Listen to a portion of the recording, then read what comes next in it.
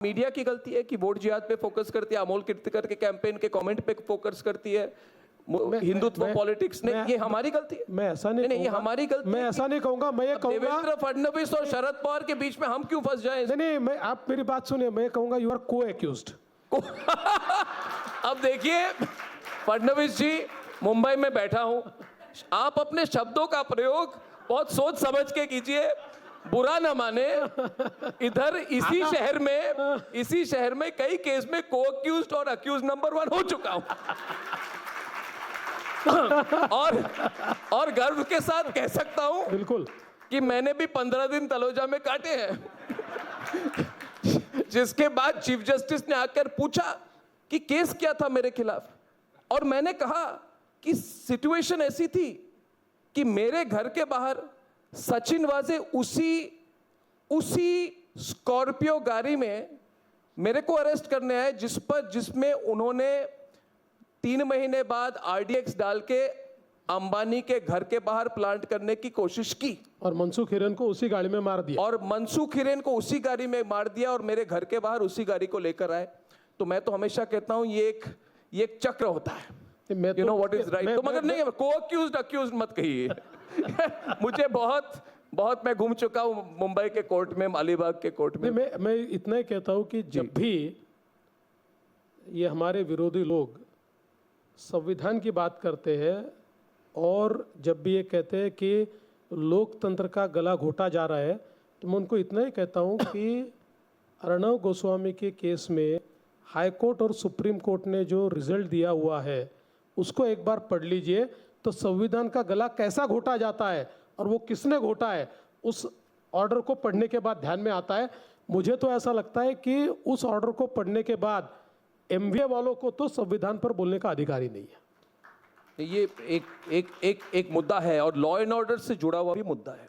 मेरा अगला सवाल है कि जहां पे भी डेवलपमेंट इंडेक्स बढ़ती है, एक सेंस ऑफ सिक्योरिटी की बहुत जरूरत है। आज इससे पहले किसी ने कहा कि पहले सिचुएशन ऐसे हो गई थी कि अगर मुकेश अंबानी के घर के बाहर, और मुझे पता है उस समय मामला आपने उठाया था लेजिस्लेटिव असेंबली में, आपने पहले प्रमाण देखे उसके बारे में बात की थी, अगर मुकेश अंबानी के घर के बाहर बॉम्ब लगाया जा सकता है, कोई ब्लैकमेल करने की कोशिश करे, तो फिर कोई इन्वेस्टर सेफ नहीं है। उत्तर प्रदेश में अभी योगी आदित्यनाथ ने बहुत चेंज कर दिया law and order situation, investment बढ़ रही है। महाराष्ट्र में जितने इन्वेस्टर है, इन्वेस्टिंग कम्युनिटी है, बिजनेस कम्युनिटी है, और जितने आम लोग हैं, इनको आपका लॉ एंड ऑर्डर का एजेंडा क्या है? क्योंकि ये बहुत बड़ा मुद्दा बन गया था 2019 और 22 के बीच में। प्लीज। देखिए, मैं ऐसा मानता हूं कि लॉ एंड ऑर्डर का जब हम लोग विचार करते हैं तो कितनी घटनाएं घटी, इससे ज़्यादा सेफ्टी का परसेप्शन क्या है, ये महत्वपूर्ण होता है। मैं ऐसा नहीं कहता कि घटनाएं नहीं घटी।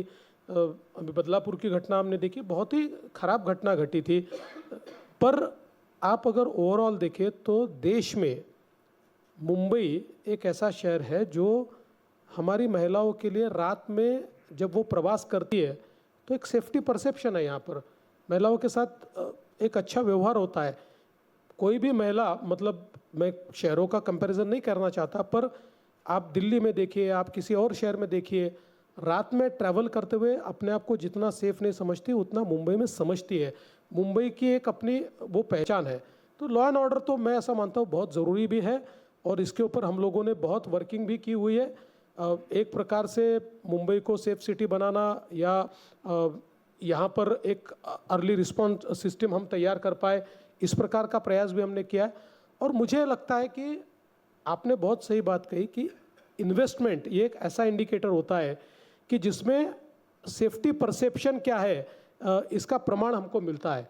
और मुझे बताते हुए खुशी होती है कि इस साल पूरे देश में जितना एफडीआई आया, फॉरेन डायरेक्ट इन्वेस्टमेंट आया, उसका 52% अकेले महाराष्ट्र में आया। यानी entire country is 48% and only Maharashtra is 52। तो इन्वेस्टर को ये लगता है कि ये सेफ है, यहाँ पर हमारी इन्वेस्टमेंट सेफ है, यहाँ की लॉ एंड ऑर्डर सिचुएशन अच्छी है। इसलिए, और ये मैं इसलिए कह रहा हूँ कि फॉरेन इन्वेस्टर तो जो होता है वो सबसे पहले सेफ्टी देखता है। अगर सेफ्टी है तो वो इन्वेस्ट करता है। जब 52% इन्वेस्टमेंट यहाँ आ रहा है तो मुझे लगता है कि एक प्रकार से जो परसेप्शन ऑफ सेफ्टी है, उसका जो इंडेक्स है वो अच्छा है।